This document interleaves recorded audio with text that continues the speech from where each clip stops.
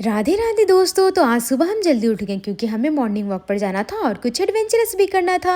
ये रही प्यारी से रिधिमा बत्ती दिखाते हुए नजर आ रही थी क्योंकि मोहतरमा लेट थी। इन्हें डांटना पड़े इससे पहले इन्होंने बत्ती दिखानी शुरू कर दी।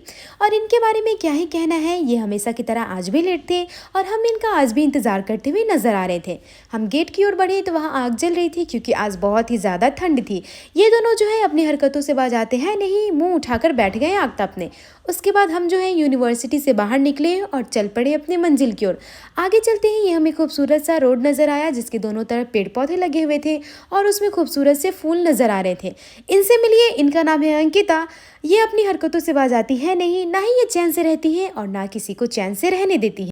आगे बढ़ते ही इन्हें आंवला का पेड़ नजर आया और ये चोरी करने में लग गई। हमने चोरी में साथ नहीं दिया क्योंकि हमें किसी से भी पिटना नहीं था, लेकिन हाँ, हमने चोरी का आंवला जरूर खाया। तो फाइनली हम अपने मंजिल तक पहुंच आए। हमारी मंजिल एक खूबसूरत से लेक थी। ये जंगल जो है छोटा था लेकिन बहुत ही ज़्यादा प्यारा था। मुझे यहाँ बहुत ही ज़्यादा अच्छा लग रहा था। हम जो है आगे बढ़ने लगे क्योंकि हमें लेक तक पहुँचना था। धीरे धीरे आगे बढ़ते ही हमें लेक नज़र आ रही थी। हमने सोचा लेक बहुत ही ज़्यादा नज़दीक है, लेकिन हम जो है ये गलत सोचे क्योंकि देखने में तो नज़दीक थी लेकिन थी लेक बहुत ही ज़्यादा दूर। आगे बढ़ते गए और नीचे जो है घास फूस थी और दलदल ही दलदल थे। अंकिता अपना चप्पल जो है हाथ में लेकर दलदल में कूदने को तैयार थी।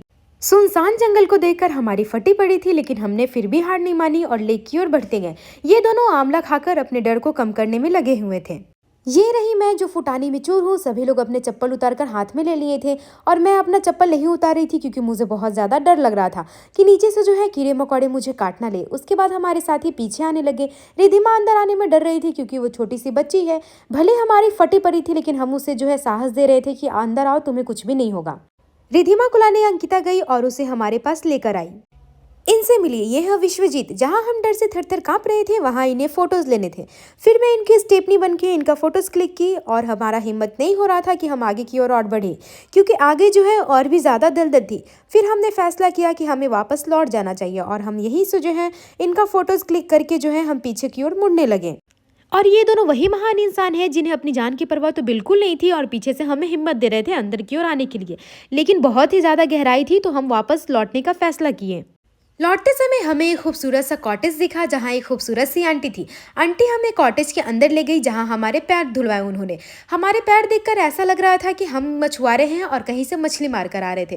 तो ऐसे हालत में तो हम हॉस्टल बिल्कुल भी नहीं जा सकते थे, इसलिए हमारे पैर धोने ज़रूरी भी थे। फिर हमने अपने पैर धुले और वापस जो है कॉटेज से निकलकर एक ढाबे की ओर गए।